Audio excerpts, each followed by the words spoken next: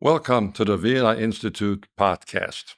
My guest today is Ambassador Yakov Hadas-Handelsman.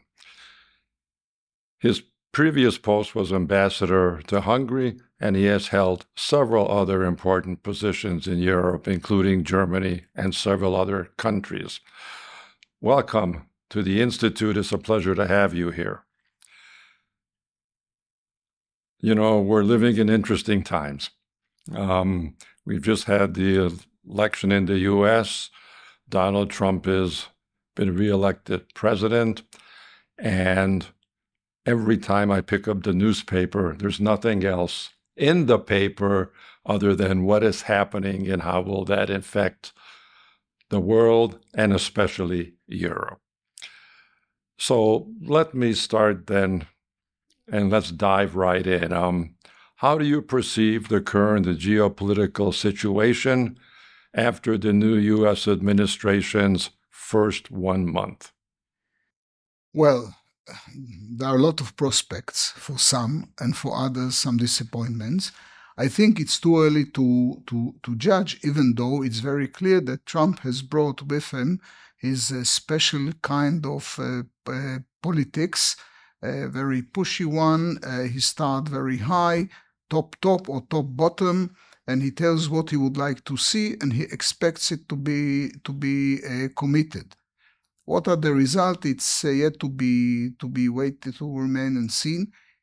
We are living in interesting times because the situation is not as it used to be. Look at the Middle East. Look at what happened a year and a half ago, almost when Hamas attacked Israel, and the implications of it, the changing of the balance of power in the Middle East as a result of it, the war in Ukraine, which is actually a war of attrition where Europe is losing and the other side is winning, and it seems like a deadlock.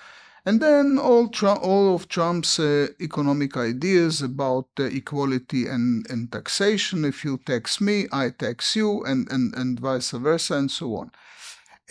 But if you look at from a wider observation point, from a bird's view, I would say that this is another signal, a significant signal, in the changes that we've been witnessing in the last generation, maybe, mainly in the last decade, to the codes of conduct that we were all used to when we were dealing, in international politics. You have, codes of conduct that have been crystallized for a long time and have been anchored after the Second World War. But now things are changing. So it's interesting. I know there are a lot of people, especially in Europe, who are very much concerned, in other parts of the world as well.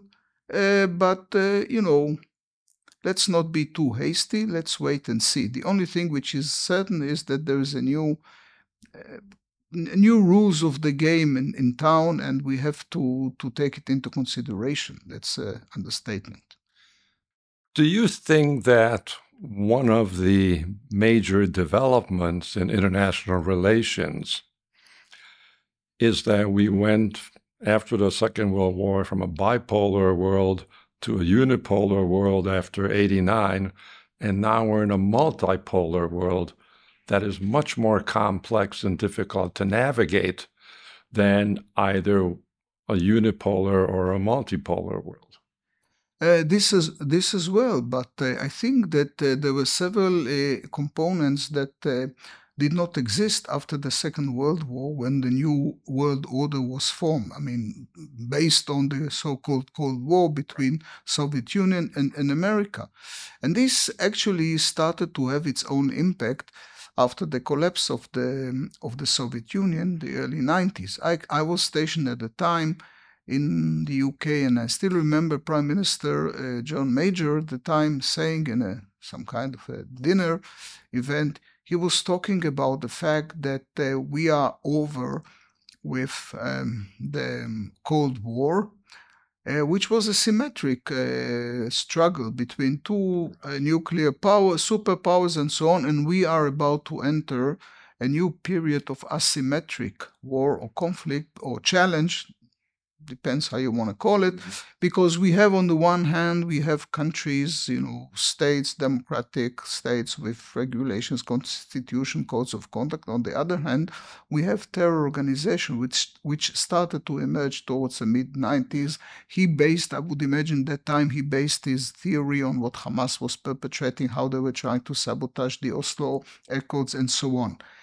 And he was right. And then when I was also ambassador to NATO and the EU, in NATO, they were talking all the time about this asymmetric era. Yeah. We don't know.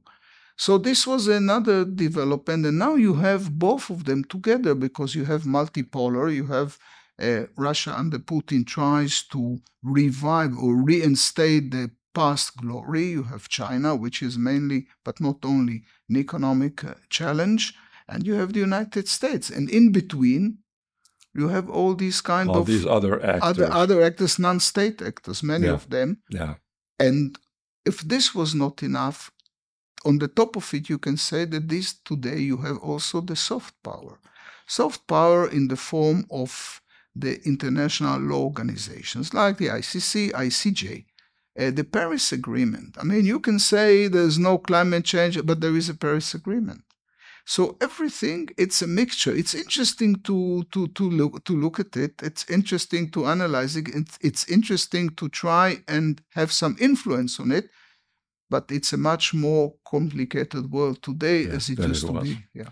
In 1989, as a young man, I was invited to a conference sponsored by the UN in Rio de Janeiro on the New World Economic Order. And I somehow happened to end up in a coffee shop with Helmut Schmidt, the German prime minister, and Robert McNamara. And of course, I just sat there and listened, and they were talking about the New World Economic Order. And McNamara says, I don't know what these people are talking about, the New World Economic Order. And Helmut Schmidt says, it'll take 75 years for it to evolve. And, I'm like, well, I have no idea. And, that was 25 years ago. And we're halfway through it. I don't know if we're on track, but this is something that is ongoing. And I would suspect it's now accelerating due to more international interconnections, technology, and everything else. Or in other words, globalization. Globalization, which was the buzz. Yeah. And the world has turned into into a world village when it comes to transport, communication, media access, and everything. Now, Robert McNamara, when I was a child in the 60s, a very curious child, I used to listen to the radio newsreels. They were talking about the situation in Vietnam, and McNamara was Secretary of Defense. Schmidt, I had the privilege to have several talks with him as ambassador in the 90s, just before he passed away at the age of 96. And he was constantly repeating this theory of his. He compared the GDP of Europe after the Second World War in comparison to the GDP of the world economy, especially the Asian one. And he compared it today, which is where it's a single digit, in comparison to the GDP or the growth, the volume of the economy in Asia. And he said that Europe should come to terms with the fact that they are on decline and the others are on the rise. And many European politicians, for example, are, maybe not today so many, but they were living under this wrong perception or conception that, things are as usual, we are the best, we dictate the rules of the game. Yes. And politics, as it used to be, we have, we, Europe, and all the others. And it's not so much.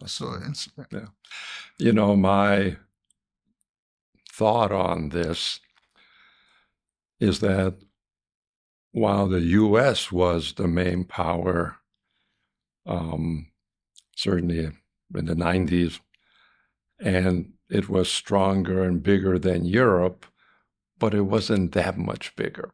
And, the U.S. had billion-dollar corporations and the Europeans had barely billion-dollar corporations, but they thought they could live with this. And then they woke up one day, and the U.S. had trillion-dollar corporations, and so did the Chinese. And all of a sudden, this was like a pincer movement, and there was nowhere to go.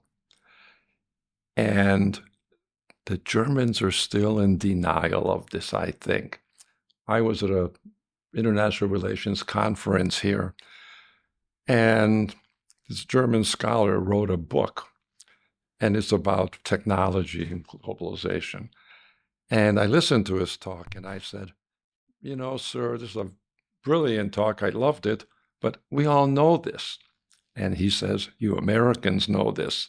He says, in Germany, the politicians don't believe it, and that's why I wrote this book in German, to try to convince them. I thought that was, you know, I get it now. And you had been ambassador there, and I suspect that you've had many of these discussions in Germany. Yes, now they realize it. They realize it because finally because they faced the facts. I mean, the growth and so on. You know, in Israel and in Germany, the retirement age is 67. Yeah. And now they're talking in Israel about raising it gradually to 70 and so on. Now, in Israel, and I think also in Germany, by the way, now in Israel, they do it because the government has an interest that people work more because they don't have enough money to pay the pensions. In Germany, they do it because if people retire, they don't have somebody to replace them. That's the problem. Oh, that's very interesting. Yeah. Now, when you start relocating or building, let's say in the car industry, factories in other countries, because you don't have enough workers in your own country, that's a signal. When you start publicizing yourself abroad, I'll give you an example. When I was there, I'm talking about a decade ago in average. I was driving on the highway to Poland, to Warsaw. Then suddenly, I almost lost control of the car because I saw these huge road signs, you know, and I thought, well, something is wrong here, because I'm in Poland. How can I see advertisement of the city of Leipzig? No, Leipzig erwartet euch. Leipzig is waiting for you. Yeah. And there is a whole list of professions, you know, that they are looking for people in Poland to come to work in Germany. So, and this problem is all over Europe now. In Hungary, not that far, but it's also a problem today, the demographic problem. So this is one of the aspects. The other thing is the cost, the cost of production or labor cost, the efficiency. And I'll tell you something. So this all leads to globalization. Today, if you take a smartphone, can you tell me what is the make of this smartphone? Yeah, you can say maybe, the brand is, let's say, from this country or the other. We won't do any publicity for any smartphone companies. But if you look at it, you look deeper into it, you see it's a combination of vision, design, programming, and marketing and branding. I think, but now on the other hand, there is a change also. This kind of reverse. Globalization is very nice, and we tend to criticize globalization. What we tend to also to forget that globalization enabled us for the commoners like us to travel all over the world. Yes. For, very cheap or relatively cheap. But today, we start caving in not because of the political situation. We start caving in and going back to basics because of the coronavirus. Because suddenly you found out that we were all dependent on one country for this product, on another country for that product, on this country. When I was in Hungary,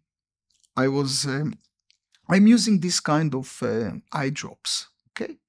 And then I found out that you cannot get any more those eye drops. It's over the counter. You go to any pharmacy and buy it. You can't get it. Yeah. And a friend of mine, a doctor, told me, of course you can't get it because the mechanism which makes the drop, the liquid go out of the canister into your eye is made in Ukraine. And the factory, when Russia invaded Ukraine, the factory stopped the manufacturing. That's a Ukrainian patent. Yeah, interesting. It's a intellectual property. Right. So all the world, it's fascinating. had to go and change into a different mechanism or whatever. So COVID really was a counter-globalization epidemic that we sort of knew, but it was much more serious than people had perceived. Yes. Interesting. Let's shift a little bit to Israel. What is your take on the Abraham Accords and its continuation? Why is it important for the Middle East and for other countries, especially in Central Europe?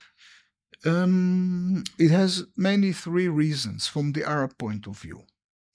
First of all, they appreciate the kind of cooperation they can have with Israel. They are very interested in investing in high-tech, innovation. Everybody is talking about innovation because in the Gulf they have money. Right. More than we as Europeans can imagine. You don't imagine. You talk about the richest man in this country or that country, and I've lived there. I was in charge on relations with the Arab world. I visited there a lot. I know exactly what I'm talking about now. So you have enough money. The only way to make good usage of this money is to invest it, and not in petrochemical industry, but in others. And they understand what Israel can, as a startup nation, can help them with, or joint ventures. Health, for example, and all these kind of things which they can only benefit. And I think that they came to a point where they were fed up to do things under the table at darkness of night because somebody else will say with two passports and so on, because somebody else will say, hello, I mean, you are betraying the Arab cause, which is the Palestinian cause, allegedly. And they were a little bit fed up with it, especially when they saw at the end of the day that there were several attempts to reach a solution, and they were always rejected by the Palestinian side, and that's a different. This is one thing. The other thing was the fact that they live in a very tough neighborhood. A decade ago, at the beginning of this millennia, it was the neighborhood was even tougher because of Saddam Hussein and Iraq, but doesn't matter. It is still tough. You have Iran, you have Al Qaeda, you have ISIS, you have an area of instability in a place which wants more than anything stability. Yeah. Now, United States, from their point of view, once you have this administration, then you have that administration. At the end of the day, if they look at the American administrations in the last 30 or 40 years, they see a constant decline in their involvement in world politics, including the Middle East. And they believe that Israel is an ally to this extent because their threat is our threat. Okay? So, and then the third reason I would imagine was the fact that they thought that by engaging this kind of cooperation with Israel, the Abraham Accord, this would force the Palestinians to come back and reach an amicable agreement with the Israelis, because you can't keep playing the same game of yes and no. Whenever it comes to the crucial moment when you have to decide make or break, it's always break. And they want you to sign. They say it's enough. We cannot be hostages of the Palestinians anymore. And I'm quoting, doesn't matter whom, I'm quoting, quote unquote. So this is what brought them. Now came the 7th of October, the massacre and the war. And I think this only intensified everything. Why? Because first of all, what happened to Hamas? First, no, let me start before this. First, they were shocked by what Hamas did. And it's not only what Hamas did to the Jews, because Hamas did the same to Israeli Arabs. You know, in Israel, 20% of population are... Right. Yeah. They were there. They were working there. They were security officers at this Nova festival. There were hundreds of foreign workers, Thailand, Philippines, Nepalese, and so on. African students of agriculture that came to Israel on Israeli scholarship to, get better education on agriculture, with strong kind innovation. Right. Couldn't care less. Couldn't care. Yeah. And now you don't have to believe me. They had their own footage, which documented, they speak the same language. Not only the same language, you speak the same accent because it's the local accent. It's not even like between German, Hochdeutsch and Viennese. It's not. It's two different accents. It's the same. And then the way we reacted back in the war. So Hamas they still exist, but they lost most of the power and credibility. Then you go to Hezbollah. Look what happened to Hezbollah. Then you see what happened in Syria. That's not our doing, but this is a result of the collapse of us collapsing Hezbollah and Nasrallah. And everything goes around Iran. Iran, which is the perpetrator, and then attacked us twice. And they attacked us, okay, but what happened as a result of their attacks? But what happened as a result of our attacks? Which ended up in blinding them electronically. Which showed again that, when we are pushed to the corner, then we introduce everything that we have prepared, almost. And this also brought into a situation that they want to continue, especially now when Hezbollah, it exists, okay. Hamas, in short, Iran and all its organizations, even the Houthis, they were defeated. And the most important thing is that they are, from the Yemenites all the way to the Lebanese, this is a threat not only towards Israel, this is a threat towards the world. What the Houthis did, this siege that they've introduced on the Straits of Bab el-Mandab, affected enormously the Egyptian economy. It affected also you in person and me in person, because all sea shipments had to go around Africa. Yeah. So you pay more. It's hardly, I just concluded my tenure in Budapest. It was difficult to get a container for me. Right. Container, if you have container, it's offer and demand. So this is affecting the world economy. And the world has to come to terms. And, sitting and talking sometimes, it's not enough. Yeah. So coming back, I'm very optimistic about the Abraham Accords. Now, especially when Trump came back to power, it was his idea. Even Biden administration did not remove it off the agenda. On the contrary, because they said, okay, that's a good thing. Let's continue it. And I believe that it will take off again. It never ceased to exist. It exists. On a lower profile, of course, but it will take on again, because this is the future. The future is cooperation and reaching a situation where it's a win-win. It's not a zero-sum game, but it is a win-win situation where all parties can imagine. It's a give and take. I give something, I get in return. Yeah. I'm happy. It seems that everybody is happy, or almost, apart from the Palestinians, but that's a different story. Yeah. Let's shift to the Middle East and China. How much Chinese involvement is there in the Middle East? And what is your predictions of China's role in this new geopolitical world?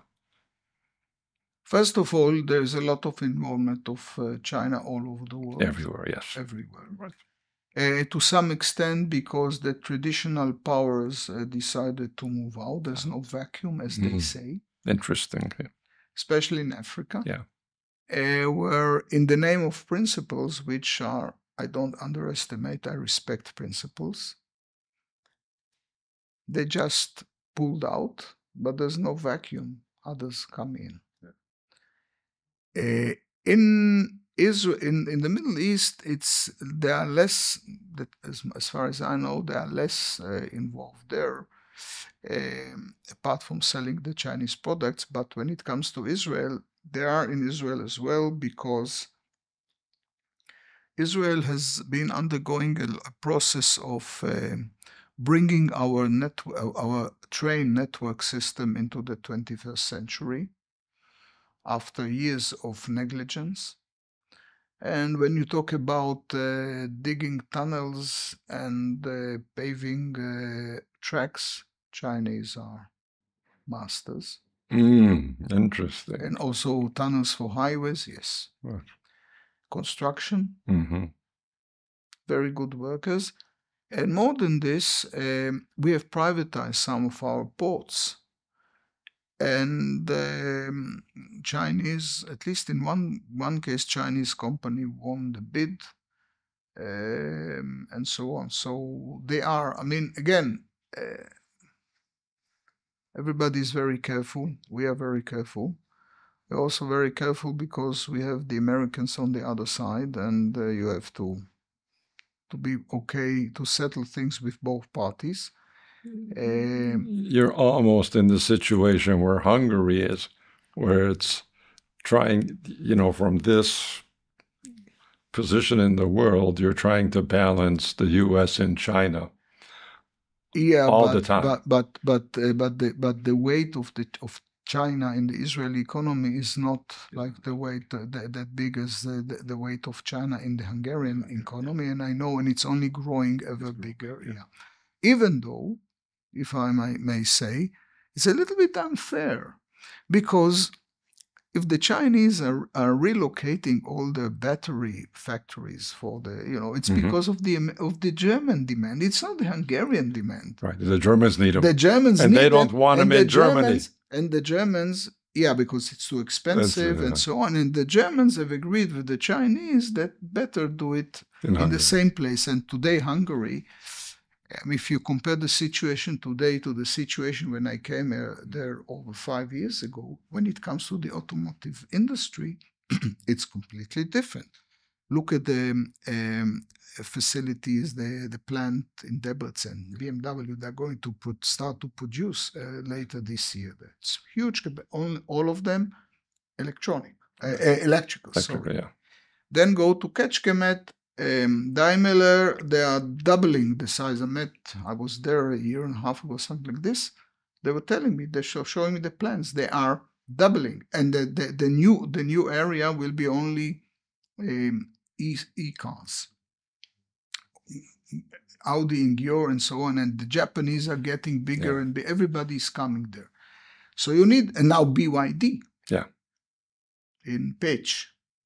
So you need the batteries there. So it's a little bit unfair to blame Hungary for the Chinese. That's not all of it. But and this is one difference. And the other difference is that the bond between Israel and the United States, it crosses the floor. I mean, it's not no difference, democratic, and at the end of the day, I know we Israelis do have short memories, especially Israeli politicians, but I'm not a politician. And when President Biden said, don't, and don't, again, he says, in case somebody missed me, don't. It influenced tremendously the track of the war between Israel and Hamas and Israel and Hezbollah. Of course, it was not only saying don't, he also demonstrated it by sending, the two major aircraft carriers with the flotillas, which is something huge. Yeah. People sometimes don't understand what does it mean. Okay. No. Someone said nothing projects power like sending an aircraft carrier fleet. It's a fleet. Yeah. Yeah. It's a whole fleet. Yeah.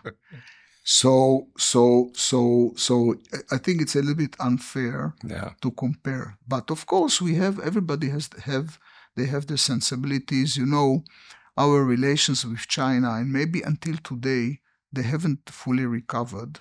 I'm talking about something which happened about beginning. I mean, when Ehud Barak was prime minister, let's say 25 years ago, Chinese came to us and asked us if we could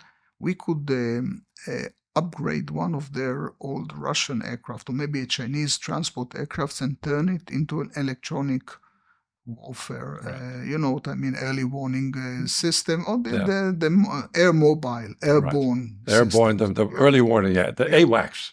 Something like AWACS, more sophisticated. Yeah. And smaller also. Right. I mean, sizes are... the little one, yeah. And we said, why not? And so on. And they signed an agreement with the Israeli industry, and it was called the Falcon Project.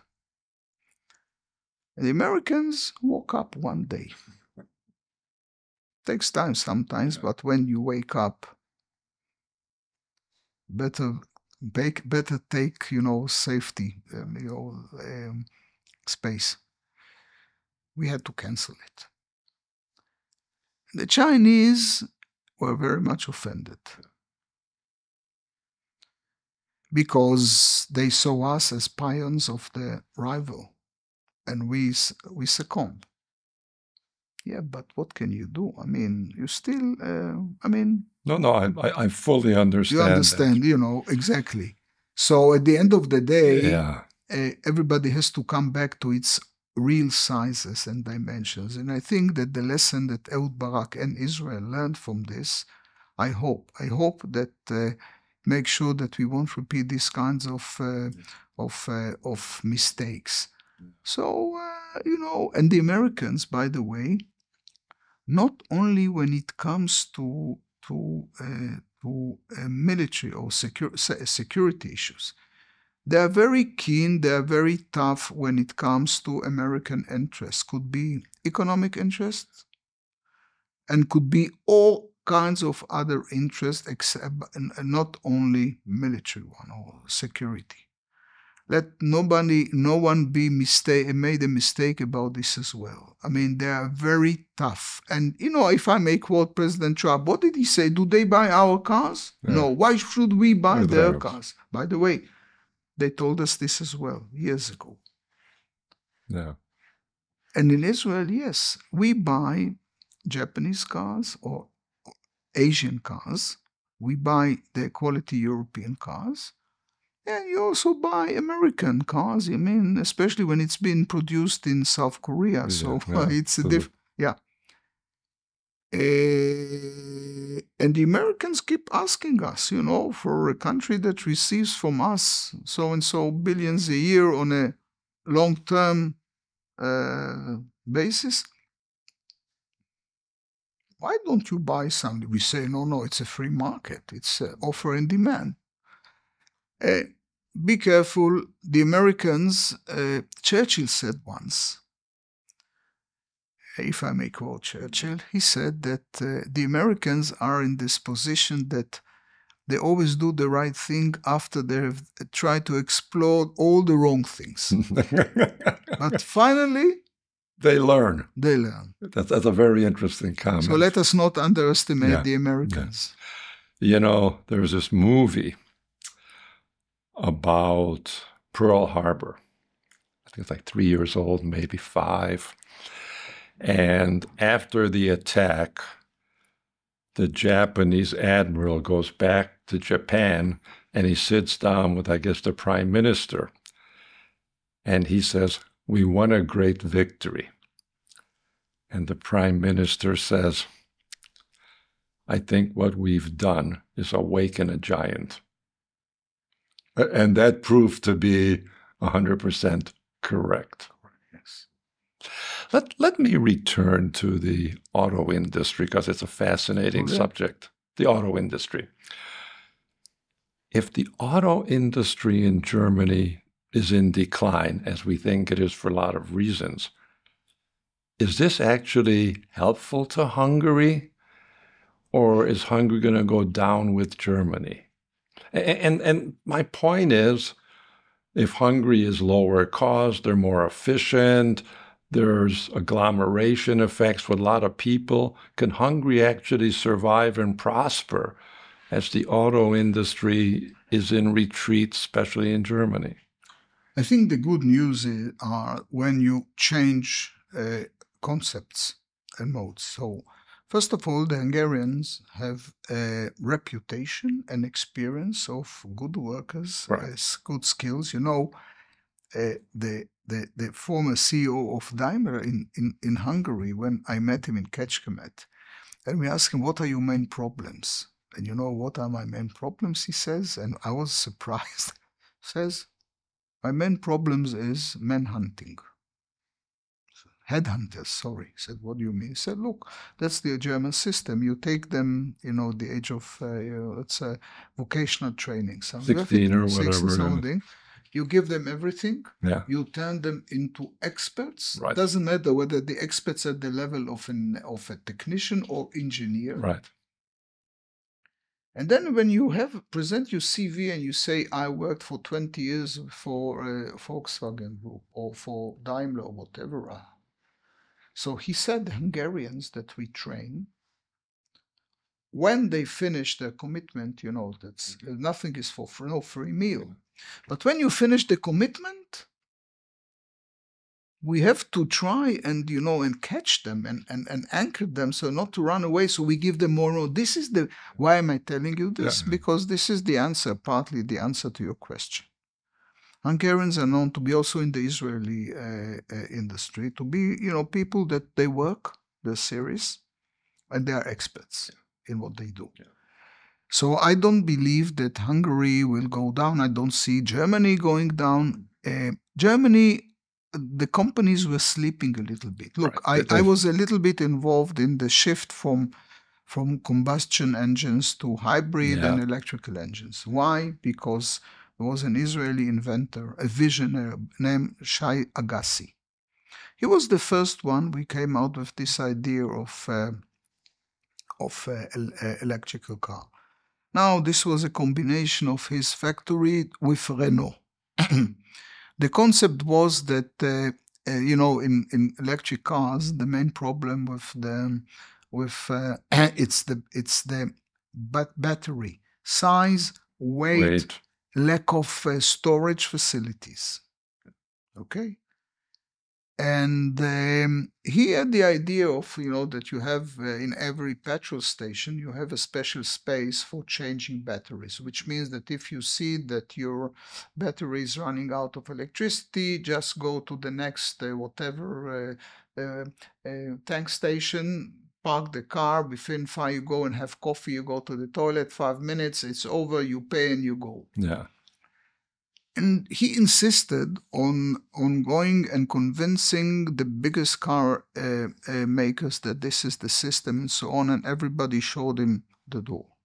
Mm-hmm. I'm polite in the way I formulate it. He went to Germany because people advised him. Renault said, "Look, start with small countries." No, I hold the bull to its horns, but he failed.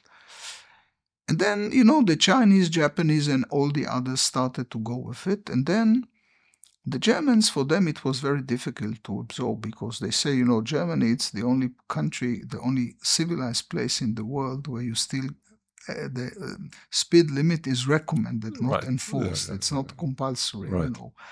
And so we said, we have big engines then, and, you know, why should we go on electric and so on? But soon enough, they started, and I must tell you that they started. They started to shift because I know how much the Israeli startups were involved. We had so many roadshows of experts who turn batteries, you know, it's a chemical combination, special metals you squeeze, the sizes and weight and increase the storage capacity or possibilities. So all Israelis are involved in the big. We brought them, the Germans were grateful that, we share with them the knowledge and so on. But then, something happened and they fell a little bit asleep, or it's an interim place, because you see, if BMW has invested so much, and I've been there, it's something that changes a town for eternity. For eternity, yeah. It turned Debrecen into an international town. Right. Yeah. And not too many small European towns have 2 Lufthansa flights a day to Munich, of course, and they're full. Okay? And it changes the fauna and flora for good.